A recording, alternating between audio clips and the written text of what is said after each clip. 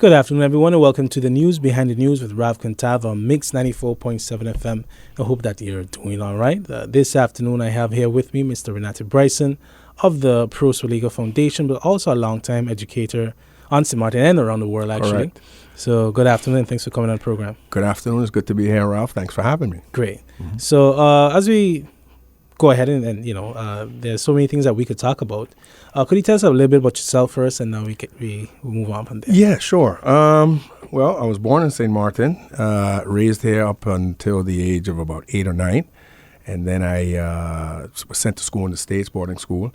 And then I basically spent most of my teenage and young adult life in the United States, different places, New York, Fort Lauderdale, Atlanta. And then I went to college in Atlanta. I graduated from Morehouse College. Oh, okay. HBCUs. Morehouse, man. Yes, right. That's right. And then from there, I came back home to teach. Started at St. Dominic's. I did a little stint at Milton Peters College. I taught at USM for a while. I even did some work at Montessori, St. Maarten Academy. I'm presently at Mac High now. And that was basically it. So I've been back and forth, growing up and back and forth. So Easter, summer, Christmas, I'd go back and come back. So it wasn't like I was away and never came home. So I came home 3 times a year, which kept me pretty much grounded. Yeah. And helped me to appreciate my island more, especially when you're in the middle of winters and 3-4 feet of snow, and you know how it is, cold and all of that stuff. So I used to be back and forth. And basically, I'm celebrating my 25th year of teaching this year. And it's great to see young people that I've taught, because I started at a very young age at 23, and 24. And seeing all of these people that have had a role in their lives in St. Maarten, and now they're grown, they have families, they have businesses, they're radio personalities, they're police officers, they're politicians, they're MPs, ministers, what have you. Having to play a tiny role in that development has meant a lot to me. Yeah, I'm pretty sure it's a rewarding experience. Correct. Very rewarding experience. So what exactly was that factor that made you want to become an educator? Well, actually, it kind of fell into my lap. I actually went to college to do law, and it's just a funny story, and I tell people this all the time. So what happened was when I got to college, you have to take an entrance exam for English, math, and a foreign language. Obviously, coming from St. Maarten, Spanish is not a really hard thing for you to do. So I took my my foreign language exam, and it was off the chart. And so the department head called me in and asked me if I would consider majoring in foreign language. And I came in as a pre-law major. And I said, well, what am I going to do with that? He said, well, you could work in the FBI, you can do translations, you could work in DEA. They're always looking for bilingual people, especially he thought it was African-American, but African-Americans that are bilingual. There's a whole heap of things you could do. You could also teach. And I was like, wow, never thought about that. So I said, okay. And so that kind of piqued my interest. So I started taking some education courses, and then obviously with foreign language, because I do teach Spanish and PE as well. And so that's how it came into my lap. It was a professor of the head of the foreign language department at my school who kind of recruited me based on my entrance exam scores in foreign language, and kind of put that idea in my head to become an educator. What happened is once I graduated and I came to St. Maarten, I didn't really have anywhere to go to work, and there happened to be an opening at St. Dominic's High School at the time, and I applied for it with the Catholic School Board, and I got the job, and then that was it. And I enjoyed being around young people. It was hard at first because it's a lot of work. You're working 7 days a week, lesson plans and correcting papers and all that stuff. So it took me a while to adjust. But that's basically how I came into it. It wasn't something I chose. It was kind of something like education chose me rather than me choosing education. And 25 years later, correct, still in the game. Still in the game. Yeah, so in that you've also taught in a lot of places. Correct. Where are some places that you taught? I've taught in the United States. I've taught in West Africa. I taught at the University of Liberia. I did some English teaching there. I was an adjunct professor at the University of Liberia. I've taught in Europe, particularly in England, and St. Maarten. So it sounds like a lot of different places, but basically the United States, West Africa, and Europe.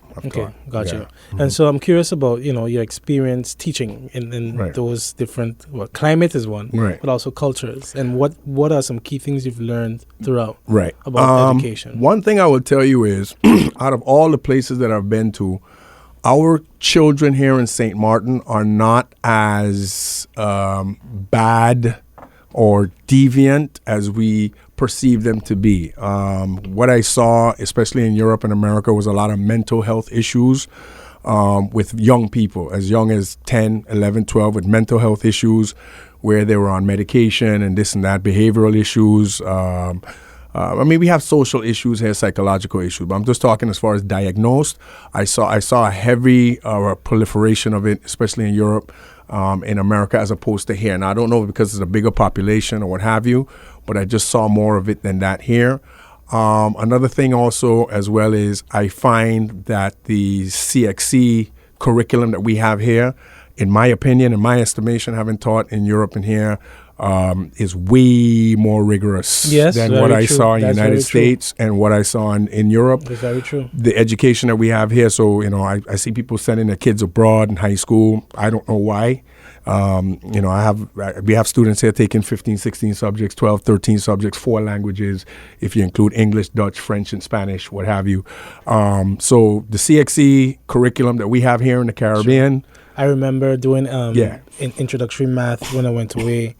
And I'm like, a breeze. This was third form. A breeze. Like third form. Like, so Correct. You're doing third form work in, the beginning phase of high school. Correct. Yeah. And one of the things that hit me was the first time I taught CXC, when I came back, I was like, wait a minute. But this is kind of like basic. This is basically like first year, second year language. So yeah, that's what we do here in fourth and fifth form. So it's a very rigorous curriculum, and that's one of the main things I saw. I think that we get if you can get a child to do the CXC curriculum and they become successful at it when they go away to secondary schools, Canada, England, America. It honestly puts you ahead. Yeah, they put you way ahead, and it keeps you. It puts you ahead. Yeah, and it keeps you well grounded because the SBA is kind of like research papers, Yes. and you have a whole bunch of them. So I think it's one of the better curriculums that I've seen personally, having taught all over the world. I like that. Yeah. But I'm also curious about what you've learned about teaching styles. Right. Working with different. Right. So abroad, you have to differentiate a lot more, I find. Here you have to differentiate. But what I noticed abroad, if you have a class of, let's say, 25 students, and I can't speak across the board, I can just speak from my experiences working at the high schools that I've taught at here, the range in academic attainment tends to be a lot wider for me abroad than it was here. Here you can differentiate maybe 2-3 times. I have to find myself differentiating abroad maybe 5-6 different levels within one class. So the range of students, academic attainment, I think here in the Caribbean, or here in St. Maarten, I should say, it's not that varied within one classroom, Another thing that I found as far as teaching is concerned, there's a lot more opportunity for professional development. So they were basically pushing you out the door, paid to go out and make yourself better so you can come into the classroom and be better. So that was another thing. And I think the last thing was what I found was that as far as teaching is concerned, when I was there and doing my professional development, my last 5 years in Washington, D.C., the curriculum now is shrinking for some reason. So there's a focus mainly on English and math, and maybe a little bit of what they call STEM, but like your traditional subjects of, like, say, geography and sociology and history and those things have been kind of marginalized. And there's a drive right now with a lot of testing, and especially in English and math, and these scores in order for schools to get funding. So it's become a funding game based on test scores rather than trying to make holistic students well-rounded. You use a perfect word there, because I was about to say we need to ensure that the education of a child is holistic. Correct. Because you even see there's research that has also come out to emphasize the need of including the humanities Correct. into the STEM Yeah. because you can't just drive someone no, into you can't. STEM. Go ahead. You go ahead. Well, I was saying, when you look at, I think the best example really is the former CEO of Apple. Correct. And the founder, because he placed such a heavy emphasis on design, on creativity. That's right. While he was, a STEM child, let's say, in that sense. Right. Well, like going back to you, the holistic approach, and this is not just something that's now. If you find most countries where education is successful, it's a holistic approach. So things like physical education, things like music, things like the arts, things sports, like the vocational aspect of it that's marginalized a lot of time. Oh, they're slow because they do vocational. Actually not, because and I tell my students this all the time, a mechanic comes to your house, as soon as he pulls up to the driveway, he already has a number in his head that you've been charged just for the drive to your house, $50, $60. Before he even checked your faucet, your washing machine, whatever it is he's supposed to do. If it's a plumber, what have you. They make good money. And so it can't just be that everybody wants to go and work in an insurance company and a bank and just dressed up in a tie and suit. We need people that are vocationally inclined, which, when we have a hurricane, that is when you see what vocational. Where's our tradesmen? Correct. And where our tradesmen are. Yeah. So, again, it's a whole holistic approach. I find that right now, I can't speak for Europe. I could just speak for the States. I don't see that happening, but I'm glad that here still with the CXE curriculum, you still get a full range, a full gambit of subjects that you can do your science packages, your business packages, your art. Now they're introducing digital literacy next year, which I'm very happy and excited about. Yeah, because in that sense, we could definitely upgrade. Correct. And get our students prepared for jobs that don't exist. That's the thing for education. You have to get children prepared for things that don't exist. So, for instance, cryptocurrency, it exists, but what will be exactly because the economy is shifting. Correct. So I even say artificial intelligence and those type of things. Yes. Correct. A lot of jobs they're going to be obsolete. Listen. Podcasting is a job. It's a job.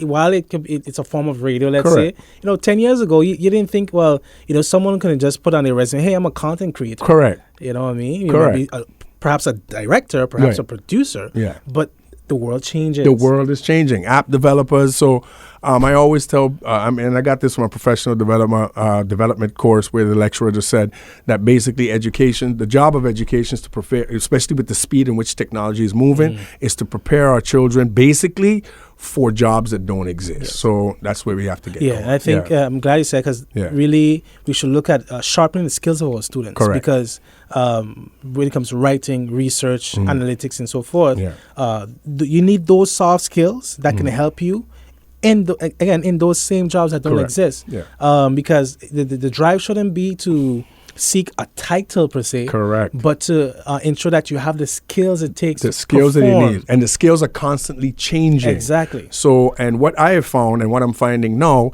is that unfortunately education is basically, I would say, 10 to 15 years behind where our students are trying to be. That's why you see a lot of them are bored, because they are now more inclined with technology rather than books, pens, and paper, which is also very important. But we have to kind of have to have a balance a little bit, where we have a little bit more IT, more freedom for them to express themselves in a paperless world. Yeah. So we have to kind of negotiate that balance because as well. at the same point, another thing that comes to mind is that the competition as well is not just local. That's it. It's it. And that's something I'm glad I recognize from an early age. Your competition is not local. No, you're not vying for, just the, let's say, the IT position at the airport. No, you're vying for IT position at any airport. Any airport, correct. You know what I mean? Because the world right now is open. Anyway, you could, if your resume and upload it on LinkedIn or what have you, you get a call and get a job to go anywhere. It's just a matter of working out the visa and the immigration, whatever. But you're correct. The comfort of your own island. It's a borderless world right now, and so you are competing with the world. Correct. Indeed. Yeah. So with all of that, I'm sure you think a lot about ways in which we can upgrade, enhance our way of educating our kids today. Yeah. What are your thoughts on on the island's education system, ways in which we can improve? I have been a huge proponent of this. I've said it over and over again. We don't have a single student studying in Cuba. Okay, that is alarming to me. You check St. Kitts, Grenada, any country in the world, Taiwan, China, France, Italy, India, you name it. They have students studying medicine in Cuba. I think that's something we need to do specifically. We have a great CAPE program at Academy. I think we need to pick out some of the students that are studying science there and send them to Cuba to study medicine. That's number one. By the way, Cuba is probably the only Caribbean island, I would say, they're going to come up with their own vaccine. So, that's what I'm, aiming at. Next thing is we need to start also looking to get more students into studying engineering. I'm finding that, especially here locally in the Caribbean, especially making use of UE, which, by the way, was ranked one of the top university, or the top university outside of Canada and the United States, is UE. So if you take away all the Canadian universities and colleges and American, and you come outside of those two countries, from Mexico to Argentina, UE is the top-notch university ranked by some, education body.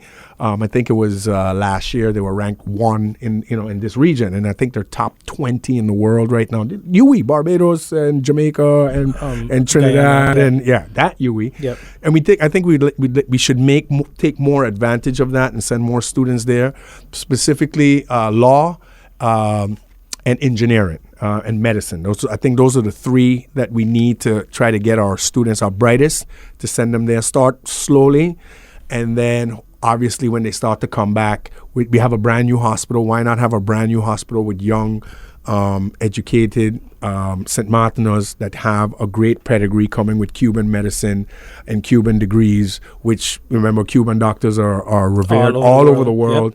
Yep. And then have them study there and then come and practice in our hospital. And that goes into the system that we function in. Correct. Being willing to embrace that, because clearly we've known of some of our own locals who've had challenges getting hired at certain jobs because they didn't study in Holland. And our local doctors, St. Maarten, children, students who maybe they studied medicine in the U.S. and so forth. Yes, I've heard those. Crazy. So then that's the next part of it, because your human development is important. Correct. St. Maarten, I think we've definitely mastered concrete and steel. Yes. But now we need to get into our human capital. Interesting infrastructure and stuff, but now the approach is really building your people. Correct.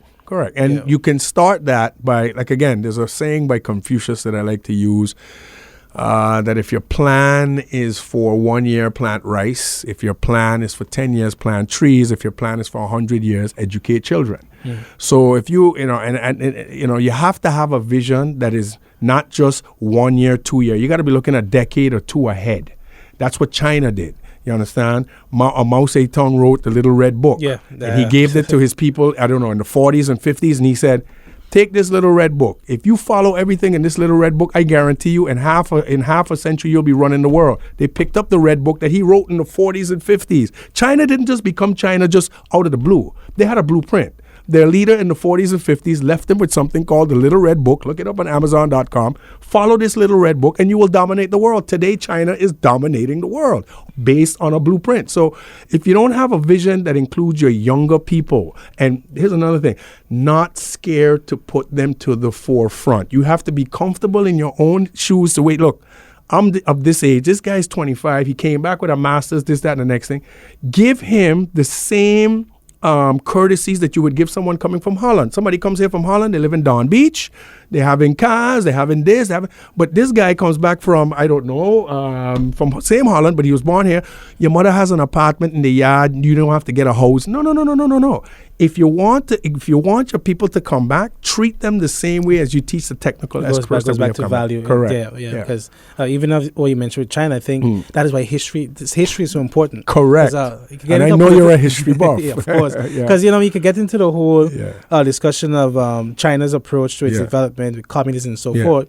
But I think going back much more further is understanding that China understands what it means to be a dynasty. Correct. So they have a history of empires, of rulership. Correct. Even but the remember, Japanese, they fell off for a while. Yes, because it did. During the time of Mao Zedong, basically China was a very, its people were very impoverished, highly illiterate. Correct. They were basically, farming and agriculture. Nothing wrong with that.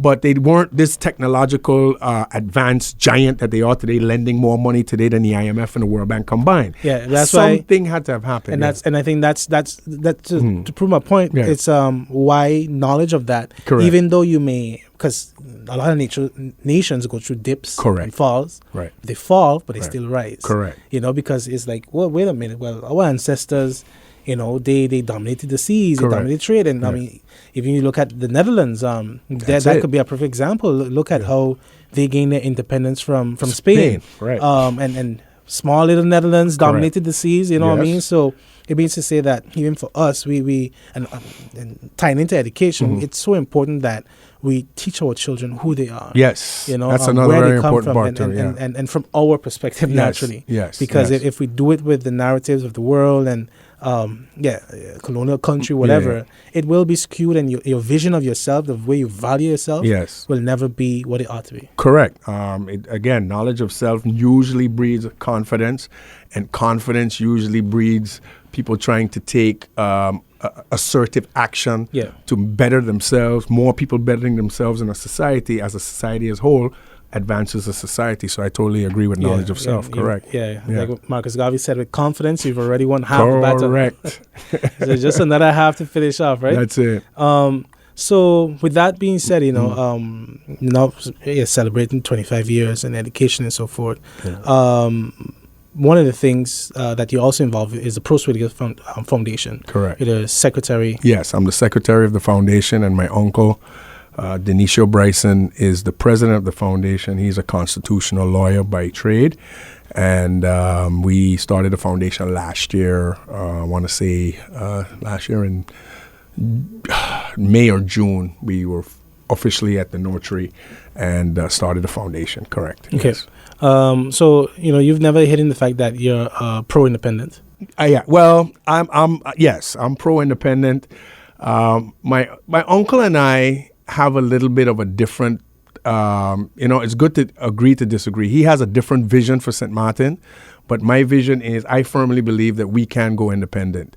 A lot of people are scared of the word independent in St. Maarten, and what I always tell them, look, independence is going to require doing something in St. Maarten that in your lifetime, in my lifetime, we haven't done. Doing things the right way. Doing things the right way. If you do things the right way, we can go independent. But if you want to do things where there's always an ulterior motive involved, we can never go independent. We have to do things the right way. And the main thing about doing things the right way, putting your people first. If you don't have the intentions, or we can't find a collective leadership in St. Maarten that want to put their people first, want to see these first graders today with PhDs, law degrees, engineering degrees, medical degrees, MDs, taking over the hospital, taking over the airport, taking over the harbor. If you can't envision that, then it's going to be a problem. I envision that. I have ultimate belief in my people. I know a range of Ralph Cantabs in St. Maarten, not as in the journalistic or writing books, etc., but the creativity, the creative mind that you have. We have many here. We have many that have gone to top-notch universities in the world, from FAMU to Morehouse to Georgetown to Miami to Rutgers to all over the place to Leiden. We have people on this tiny island. And you mean to tell me we don't have the brain power to drive this country forward, but St. Kitts can do it? I don't believe that narrative And so at all. what do you find hold us back? Because indeed, right now, I think it's definitely clear that, you have strongest amount of educated Samarans that we've had in decades. Correct. But it seems to be blockades. It seems to be a cap. And so how do we take that step towards true development? You see, first of all, you have to believe it. You have to believe. You see, and I know it sounds cliche. It sounds, like some kind of motto. But if you don't believe it, you can't achieve it. So the next thing is you can't be insular either. You understand? You have to be like yourself, a student of history, number one. If you don't know any history, if you don't believe in your people, it's going to be very hard for you to see St. Maarten being independent. The other day I discovered that Singapore is the same size as Dominica. That Singapore, the multi-billion-dollar Singapore, is the same. Okay, obviously the populations are way bigger, but it's the same physical size of Dominica. Now you're going to tell me, the smallest country in the Western Hemisphere is, independent country in the Western Hemisphere is St. Kitts. They went independent in the 80s. They have a seat at the UN. So I always like to use St. Kitts as a barometer because they have a similar population, and maybe the land size might be a little bigger, but the populations are pretty similar to what we have here. If St. Kitts can go independent, you mean to tell me we cannot with some of the most profitable so-called government-owned companies in the entire region, between GB, Telem, the harbor, and whatever else I'm missing, we can't, with all that we have. No, it's not going to be something where can happen overnight.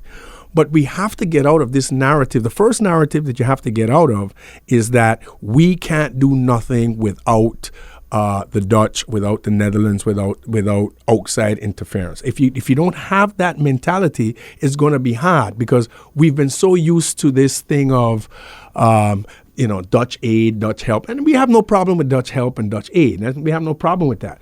But we also have to come to a time and come to an impasse to where we're going to say, look, we're going to try and do for ourselves.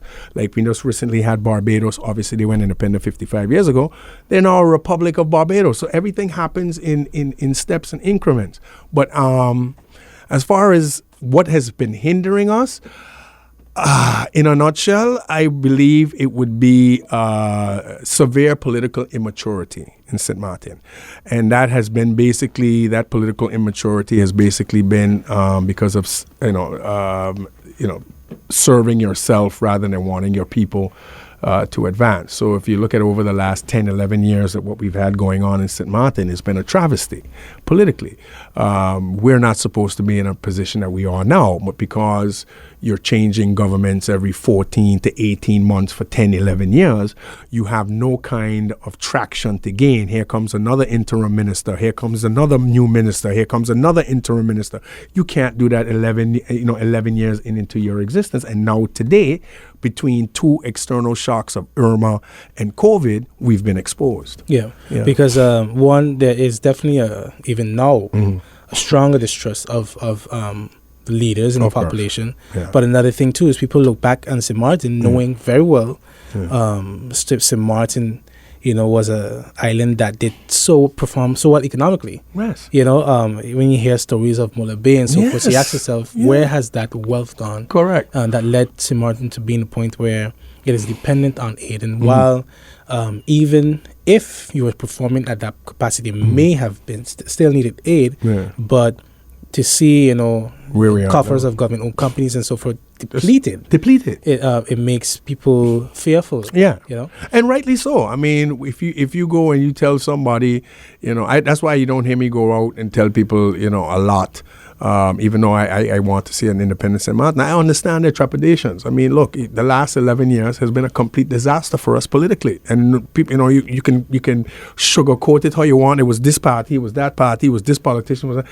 The fact of the matter is, it was the same bad actors for the last 11 years that have us in this mess. You can't look. I spoke to a Guyanese national the other day, and I believe Guyana has been independent for about 57 years, 55, 56, 57, a while. Yeah, their government has fallen once, and that happened on a technicality because one of their MPs happened to have dual nationality, a Canadian passport and a Guyanese passport, which is not allowed. So that's a real technicality. So I think we need to learn from what has happened. I am optimistic because I do see that we have some new, younger politicians in office that may turn the corner for us. But at the same time, when you're down and out and you have,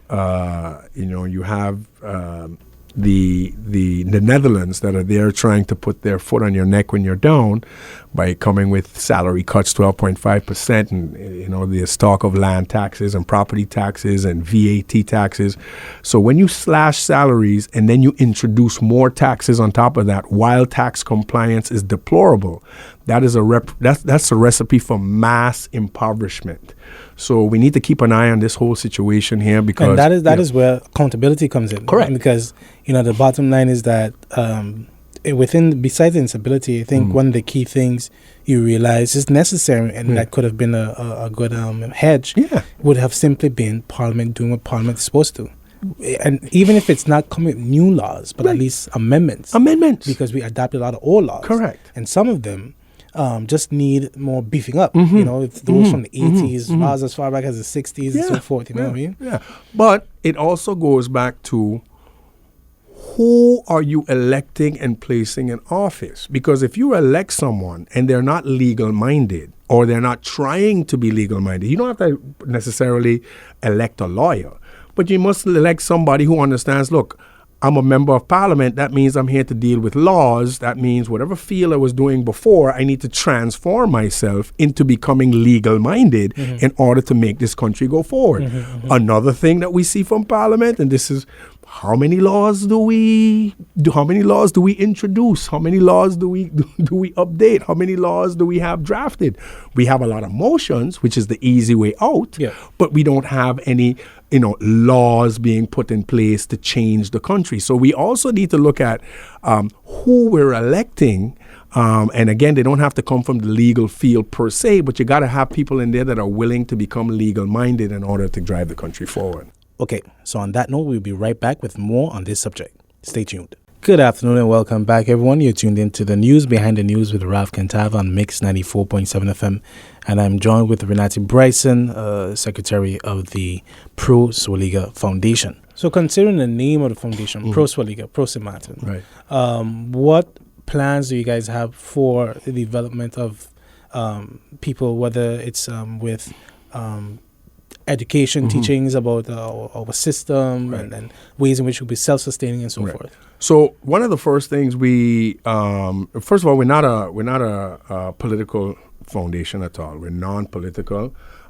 We chose it to be that way. We work with government. Obviously, we work with different politicians and parties, but we try not to get too entwined and become political, because then obviously if you become political, then you kind of marginalize others that can want to galvanize the movement.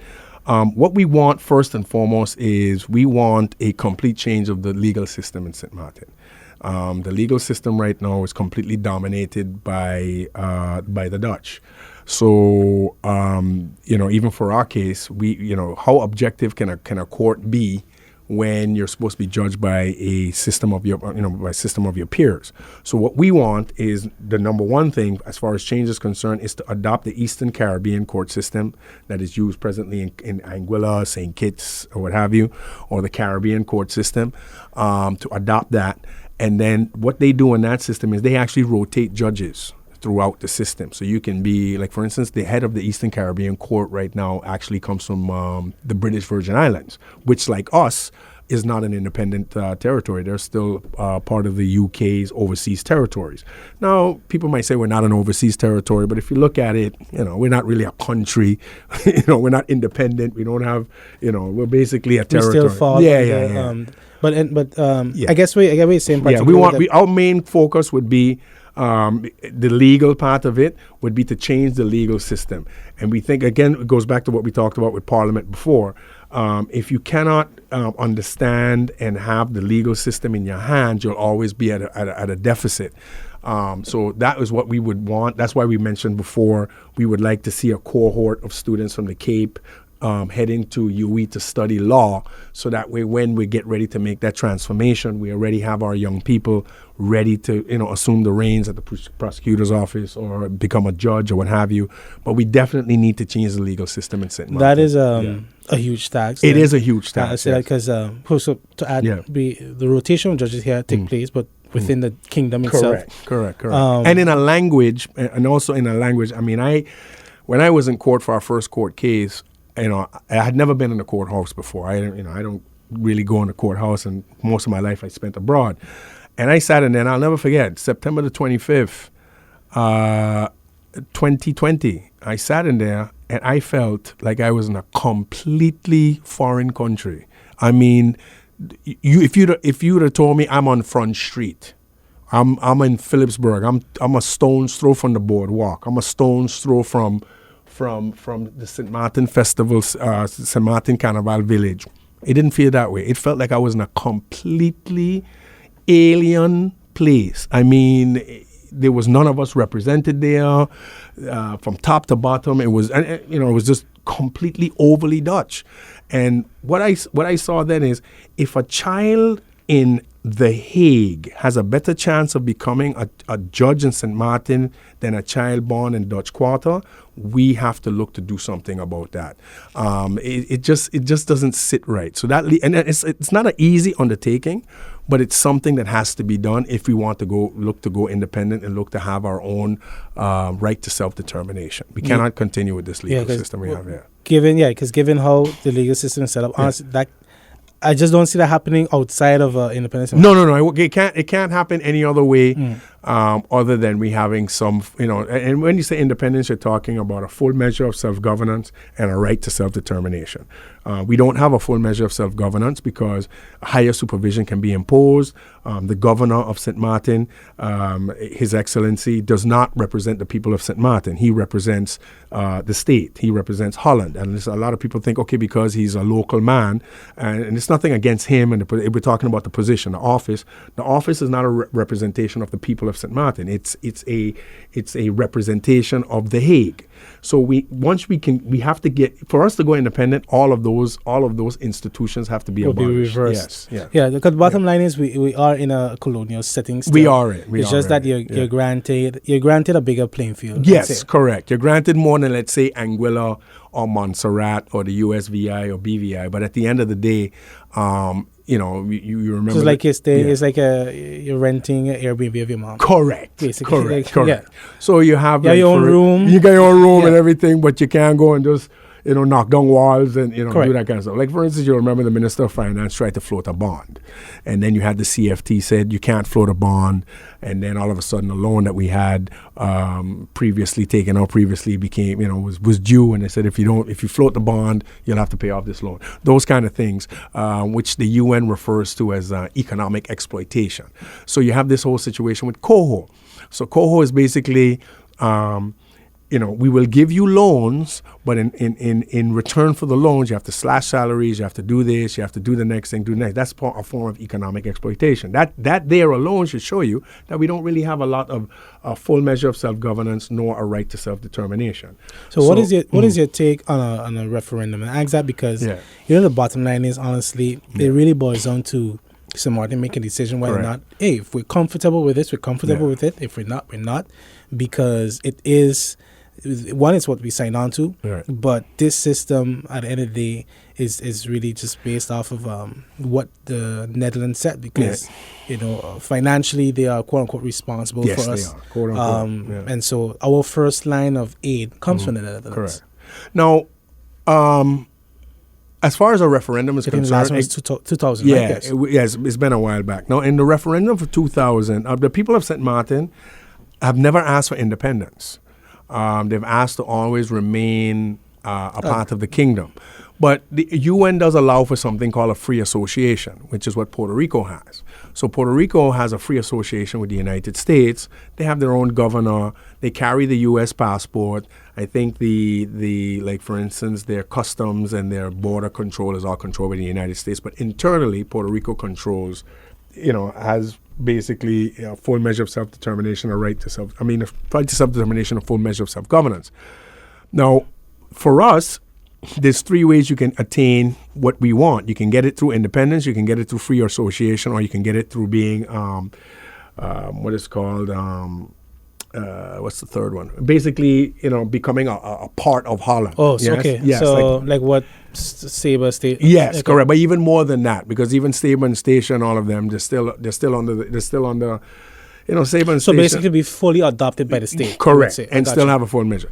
Now, the more I'm going into this, I was at first initially into the free association aspect, meaning we keep the Dutch passport, but we have a free association. But something tells me that as long as we keep a Dutch passport, we'll always be under duress.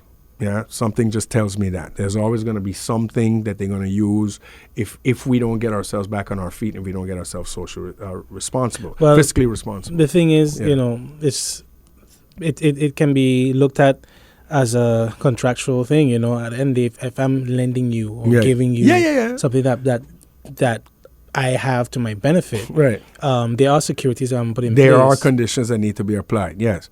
As far as a referendum, it goes back again to what we talked about before. I think the last 11 years would make it very hard to convince the majority of your citizens to say, you know what, the last 11 years has really proven that, I can see beyond it, but I'm just talking general citizens in St. Maarten. You could not fault them for not Being doubtful. voting for independence in a referendum based on what's happened the last 11 years. So I think we need to change that narrative. I think also there has to be an education drive to our people why independence would be good, why it would not be good.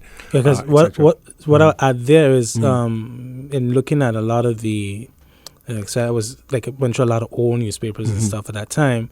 The education factor on a whole actually wasn't par of what it should have been. Correct. Because even with this status, with the 10-10-10, it was Curacao was the problem.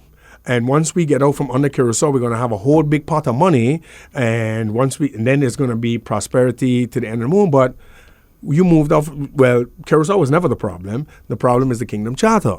So the Kingdom Charter is basically the one that had we broke up the Netherlands Antilles, but we never broke up the Kingdom Charter. The Kingdom Charter is still the same. So I think that was short-sightedness 11 years ago on the part of our political elders. But again, to go back to you and the referendum, while I have my wishes for St. Maarten, I just don't see our people presently right now, unless there's a huge change politically here to where people can see that we have some sort of benevolence coming from Parliament, some sort of benevolence coming from the Council of Ministers. Because, we have to admit, this cohort thing is being slowly devised and slowly implemented, and not even Parliament knows what the heck is going on. They're being kept in the dark, but every time they're being asked to sign off and sign off and sign off and sign off, and then obviously we had a constitutional court. Because one of the main issues in the, let's say, in this dance that we're doing is the quick deadlines. Correct. The sudden deadlines. Sudden deadlines. Yeah. So we need to get this signed off quick. So one, Parliament not being fully informed really, but more or less the public. Right. Like what exactly? We have no idea. What implications are there for the public itself? It's going to. Go ahead. And then the thing I always tell people is, when these 12.5% slashes come, whenever they come, when they come, how they come, people are going to resist because what we have now, most citizens will tell you, is not enough. And with the escalating prices of gasoline, electricity, water, food, and then you're asking people 12.5% to take off from the little that they have, and then they still have to feed their children and send their children home. I fear that once the reality comes in, that first month when somebody goes to withdraw their check and they see 12.5% gone across a mass scale, I don't think it's gonna be, you're talking about policemen, firemen, teachers, civil servants, and the like, all the way down. Private sector may be a different story. Yeah, but and private sector has actually taken quite a blow. Yes, and they're taking their own blow due to COVID and the pandemic. Yeah. So and I think that goes back to our discussion on education and definitely the way in which we can refocus St. Maarten towards a path that we can really see quality life be afforded to more of our population. Agreed. And because the tourism, it helps, but it's definitely time for change. Yes.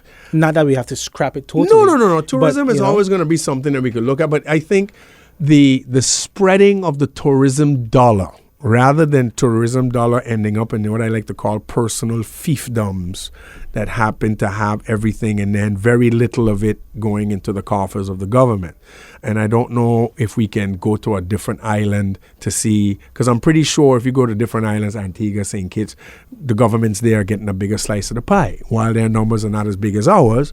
But here, for some reason, we're getting 6 cruise ships, we're getting all these private yachts, all these jets and what have you coming through the airport. Because remember, our airport used to serve, it does serve Anguilla, Saba, Statia, sometimes St. Kitts, and St. Bart's. And you're talking Anguilla and St. Bart's is the billionaire's paradise. They have to come here to go there.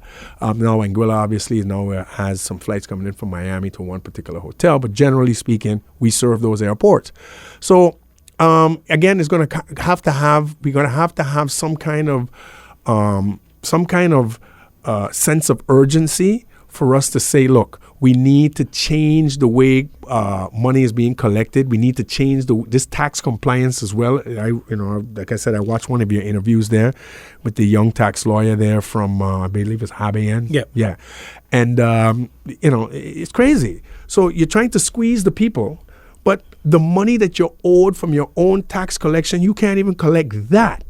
But no, instead of going and collecting what you're owed and then maybe come to the people after, you're telling the people, no, we're going to take this, and you're still not going to end up collecting what you're supposed to collect, which is, a bit of a conundrum in my opinion. Indeed. Yeah. So the next thing that comes to mind is, given the topic of independences, I think where we haven't necessarily heard a lot of, or maybe it wasn't communicated really, the fact of how would we consider relations with the French side. Because one, is independence approach for solely this side of our island, or will they be included? And if not, what considerations are there for negotiations with Paris and the right. like? Now, I always I listen a lot to Dr. Rhoda Arundel, and she always reminds us that we are one island, yes? But the thing we have to understand is that a lot of this, again, goes back to international law. So on the French side, they are considered to be departements or collectivités of the French. Yes, that's why you see the minimum wage over there is different. That's why you see the social aspects Benefits, over there is the same as in living in France. So living in Paris and living in French Saint Maarten or Guadeloupe, Martinique, I'm not going to say it's the same, but there's not that much of a fall off. I mean, I think the minimum wage on the French side is something like 1,300 euros or 1,200 euros as opposed to over here $800 or something like that. So you have to look. We would have to look at all of those. Factors. Yeah, all of those factors legally to see, because over here on this side, what has happened is, going back to Soualiga, we have never been truly fully decolonized as well. We've been told that we're a country within the kingdom, but the United Nations has never made 3 declarations for us. They've never told the Dutch that we have a full measure of self-governance. They've never told the Dutch that we have a right to self-determination. And they've never told the Dutch that Chapter 11 of the UN Charter doesn't apply. Now, Chapter 11 of the UN Charter basically tells you what the Dutch have to do in order to comply with taking care of our needs. Kind of like what happens in Anguilla. Anguilla falls under Chapter 11. So basically the UK takes care of most of the needs. Montserrat, BVI, Grand Cayman, Turks and Caicos, Bermuda. For us, we've been kind of left in a conundrum. And because we're only now coming into this information that the UN has never stated for us what they stated for Anguilla, what we're asking for is to be put back on that list. So there's a list of 17 countries called non-self-governing territories, whereby once you're put on that list, the administering state, so in the case of Anguilla it would be the UK, in the states of the USVI it would be the United States, in the case, I'm trying to think of some others, there are not many out there, there's only 17 of them, most of them belong to the UK and the US. In the case of us, once we get on this list, what it means is you can't give us loans. You have to give us grants. Yes? Now, if you have a problem with giving us these grants, set up your own foundation, staff it with Dutch people, and make sure, and you go and do what you want to do. If you see the roads need fixing, fix it. If you want to go and fix the prison, fix it. If the schools need fixing, fix it. If you feel that giving money to politicians or giving money to our government is an issue, which is your right because it's your money, then start your own foundation. But this whole thing about placing us in hundreds of millions of guilders in debt in exchange to fix up the country is self-defeating, because how do we pay that back? Because for every loan you get, there must be a collateral. What is the collateral? We don't know. It could be a government-owned company. It could be Winair. It could be the harbor. It could be the airport. We don't know. So while we're getting these coho loans come with conditions and collateral. They've told us the conditions, but they haven't told us the collateral. Now, a lot of us are thinking, they're going to forgive the loan. But what if they don't? How do we pay back? Like right now, I believe we've borrowed how much? 200 and something million guilders or something. How do we pay that back? And as long as we continue, and the plan is, prominent politicians said, we don't have a plan B. That's not something you say publicly as a leader. Well, it was honest. You're honest, but that's not what you tell your people. That causes panic. If you're in your house with your children, lights go off, I don't know what I'm going to do. No, you don't tell that to the kids. Everything is going to be all right. I'm going to figure it out. You got to know how to, And so my whole thing is, if we're like Anguilla is not getting loans right now. You understand? They're not getting loans. If they needed anything, they're getting grants. They're getting some kind of assistance, humanitarian assistance. We just find that the coho system with the loans is very draconian because now we have our younger generations who are now, let's say, between the ages of 10 to 18, saddled with debt, and they haven't even started their life yet. And that's our whole take on the whole situation. Understood. Yeah. Okay. So the next thing that comes to mind is the issue of the Kingdom Charter, which you highlighted. Could you, give a bit more detail on what you discovered and how does that relate to us, not benefiting from the status we have? Right. So what happened was we came across a work by a gentleman called Dr. Stephen Hillebrink, who was awarded a law degree, a doctorate of law at Leiden University in Holland. And his study was basically surrounding our decolonization in the 1950s. And what he found was that the Kingdom Charter, the UN found that there were 3 articles in the Kingdom Charter that were in contravention to the UN Charter. So when you sign on to the UN Charter as a member, you cannot be in contravention to the UN Charter with anything that you do. If you are, you could risk being expelled from the UN. So what he found was that there was 3 articles in there that were no good. Number 1, Article 44, which was the basically the appointed governor. Yeah, because if you have an appointed governor, that means you don't have a full measure of self-governance and a right to self-determination because the governor represents the Dutch state, doesn't represent the people. The next 2 are what they call the higher supervision clauses, where it was 50 and 51. So higher supervision, basically, where that can be imposed upon us if we do anything if we do anything that's counter to what Holland doesn't like, they can impose higher supervision. There was another one as well. We cannot amend our constitution, which I believe is 44, unless the Dutch government approves. They saw this in 1954. They told them that you need to go back and change all of these things. If you don't change these things, then basically what will happen is these countries will never have a full measure of self-governance and a right to self-determination. That is what you need to be independent. That is what you need to be an autonomous country. When they went to the United Nations in 1955, it was for the Dutch to give us a full measure of self-governance and a right to self-determination. What happened was that when they met in November of 1954, I believe it was, and the meeting took about 10 days while everybody took a day. Puerto Rico took a day, Alaska took a day, Greenland took a day. Ours was a week because of the wrangling back and forth. Basically, what the Dutch were trying to do was bamboozle the UN into thinking that we had a full measure of self-governance and a right to self-determination, which they clearly saw was not the case. So what the UN did was they signed off, and what they stated was this. They put 2 amendments on our resolution. One is that while the Holland was excused from reporting back to the UN, so they don't have to report back to the UN regarding our situations anymore. That's why we're where we're at today. They were the only one excused. That the rest of their obligations still remain in play to this day.